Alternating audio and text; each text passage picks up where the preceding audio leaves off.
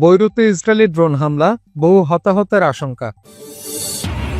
কাশ্মীরে ইসরায়েলি কায়দায় ধ্বংসযজ্ঞ চালাচ্ছে ভারতীয় সেনারা, যা বলছে আল জাজিরা প্রতিবেদন। হুসেনকে ভাইস প্রেসিডেন্ট নিয়োগের তীব্র নিন্দা, যা বলল হামাস। পাকিস্তানের পক্ষে 2 কোটি শিখ, ভারতকে হুঁশিয়ারি খালিস্তানি নেতার।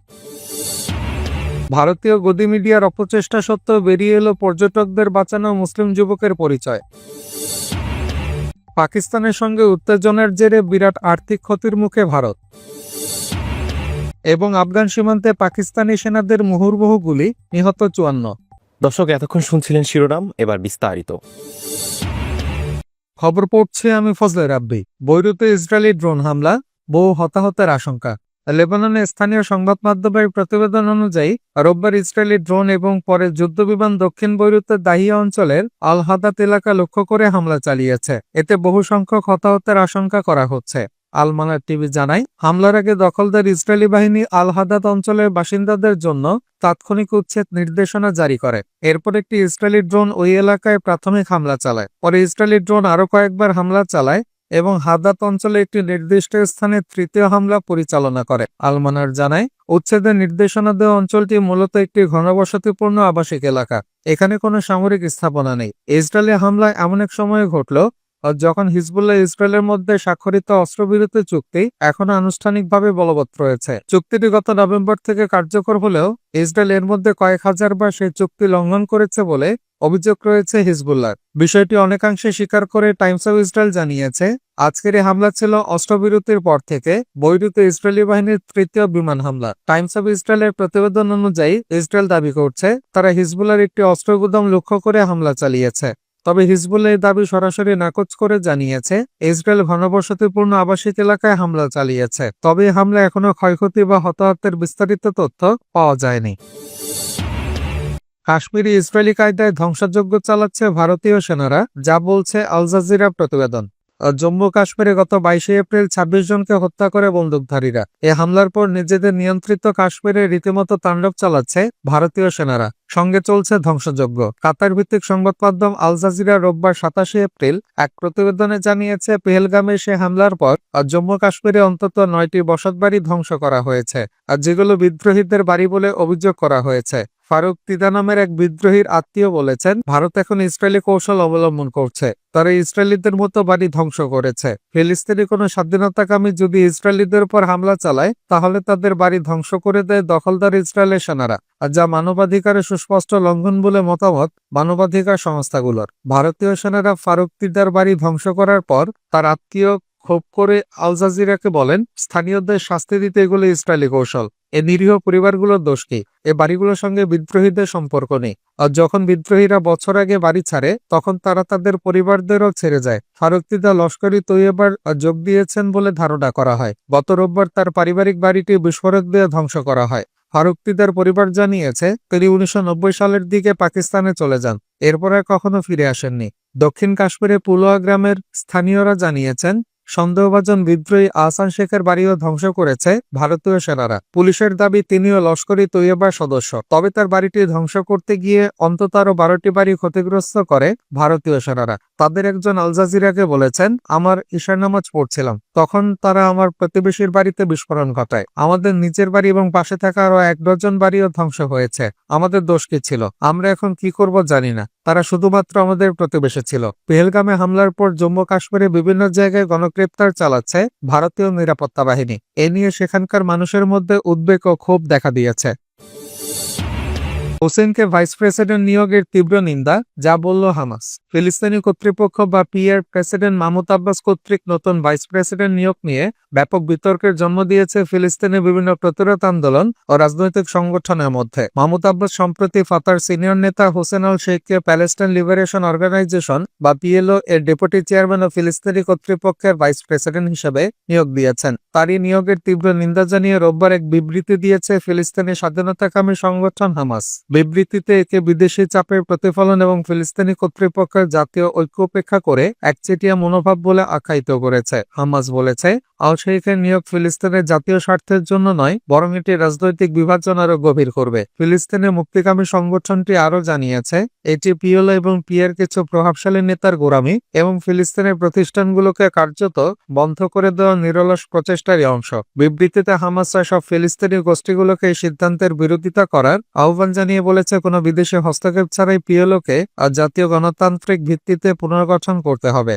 হামাসের মতে বর্তমানে ফিলিস্তিনি নেতৃত্বের উচিত ছিল ইসরায়েলি আগ্রাসন, গণহত্যা বন্ধ এবং দখলদারিত্ব ও বসতি স্থাপনের বিরুদ্ধে প্রতিরোধে মনোনিবেশ করা। এর আগে ফিলিস্তিনি প্রেসিডেন্ট ফাতাহ মাহমুদ আব্বাস গত বৃহস্পতিবার হোসেন আল শেখকে তার ডেপুটি হিসেবে নিয়োগ দেন। শনিবার পিএলও এর নির্বাহী কমিটি ও কেন্দ্রীয় পরিষদ তার এই সিদ্ধান্ত অনুমোদন করে।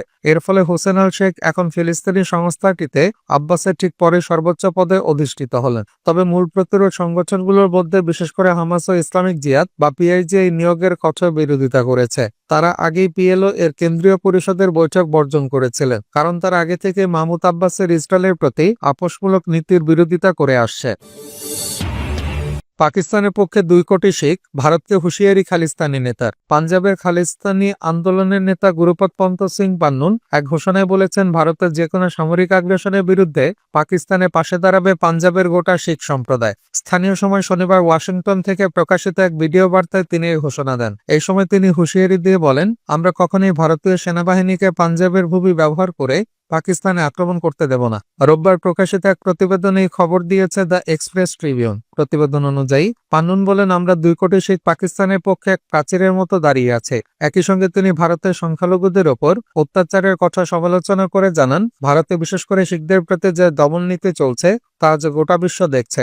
এদিকে কাশ্মীর ইস্যুতে চলমান উত্তেজনাকর পরিস্থিতি প্রসঙ্গে পান্নুন বলেন, এখন 1965 বা 1971 সাল নয়, এটা 2025। পরিস্থিতি পাল্টে গেছে। এই সময় পাকিস্তানের নামের তাৎপর্য উল্লেখ করে তিনি বলেন, পাকিস্তান শব্দের অর্থই পবিত্রতা। আমাদের ঐতিহ্য হলো আমরা কখনো আগ্রাসন শুরু করি না, করবো না। ভারতীয় নেতৃত্বের প্রতি কঠোর হুঁশিয়ারি দিয়ে পান্নুন বলেন, যে আক্রমণ করে সে টেকে না, সেটা ইন্দিরা গান্ধী হোক, নরেন্দ্র মোদী হোক বা অমিত শাহ। পাশাপাশি তিনি জানান, আমরা মোদী, অজিত ডোভাল, অমিত শাহ ও এস জয়শঙ্করকে আন্তর্জাতিক আইনের আওতায় এনে বিচারের মুখোমুখি করব। এছাড়াও পান্নুন দাবি করেন, ভারতের পহেলগাঁওয়ের সাম্প্রতিক হামলা আসলে ভারতীয় সরকারের একটি লোকদেখানো আক্রমণ। ভারত এর মাধ্যমে নিজেদের হিন্দু নাগরিকদেরই হত্যা করেছে রাজনৈতিক সুবিধা ও নির্বাচনী লাভের উদ্দেশ্যে। পান্নুনের বক্তব্য এমন এক সময় এলো যখন ভারতীয় উপমহাদেশে আঞ্চলিক উত্তেজনা চরমে, আর এর ফলে ভারতের রাষ্ট্রীয় মদদের সংখ্যালঘু নির্যাতনের অভিযোগ আরও জোরালো হয়েছে।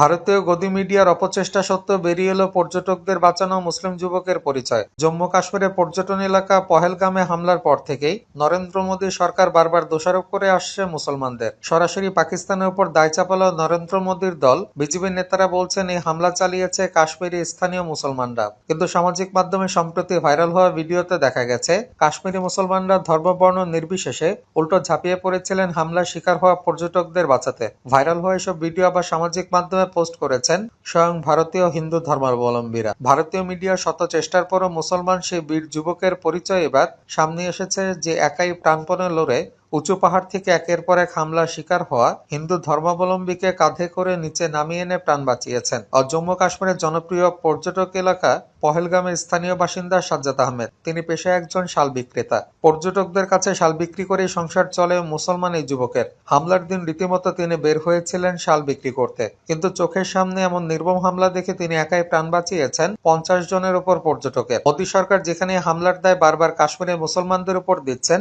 ঠিক তেমনি যেন মুসলমান এই বীর যুবকের পরিচয় সামনে এলো। কাঁধে করে উঁচু পাহাড় থেকে রক্তাক্ত অবস্থায় একের পর এক একজনকে নামিয়ে এনে প্রাণ বাঁচিয়েছেন মুসলমান এই যুবক। সম্প্রতি ভারতীয় হিন্দু ধর্মাবলম্বী প্রেমা যাদব নামের একজন সামাজিক মাধ্যম এক্সে এই যুবকের একটি ভিডিও পোস্ট করে ক্যাপশনে হিন্দিতে লিখেছেন, আর যার বাংলা অর্থ দ্বারায় এই সেই কাশ্মীরের যে কয়েক ডজন মানুষকে পিঠে বহন করে বাঁচিয়েছিল। আর তার পোস্ট করা ভিডিওতে দেখা যায় এই মুসলিম যুবক একজন পর্যটককে রক্তাক্ত অবস্থায় পিঠে নিয়ে দেখা যাচ্ছেন। শুধু সাজ্জাদ আহমেদই নন, সামাজিক মাধ্যমে আরো বেশ কিছু জড়িয়ে পড়েছে ভিডিও, যার মধ্যে একটি শিভাঙ্গী চৌধুরী নামের আরেক ভারতীয় সামাজিক যোগাযোগ মাধ্যমে শেয়ার করেছেন, আর যেখানে দেখা যাচ্ছে মুসলমান এক যুবক একটি ছোট বাচ্চাকে নিয়ে উঁচু নিচু পাহাড় বয়ে নিচে নামছেন। ভিডিওটির ক্যাপশনে এই ভারতীয় নারী লিখেছেন, পহেলগাঁওতে যেদিন জঙ্গি হামলা হয় সেদিন কাশ্মীরিরা নিজেদের জীবনকে উপেক্ষা করে পর্যটক তাদের সন্তান বাঁচিয়েছেন। পর্যটকদের বাঁচাতে দুজন প্রাণ দিয়েছেন। এসব খবর মিডিয়া চ্যানেলে দেখতে পাবেন না, কারণ ভারতীয় মিডিয়া চ্যানেল জঙ্গিদের মতোই চায়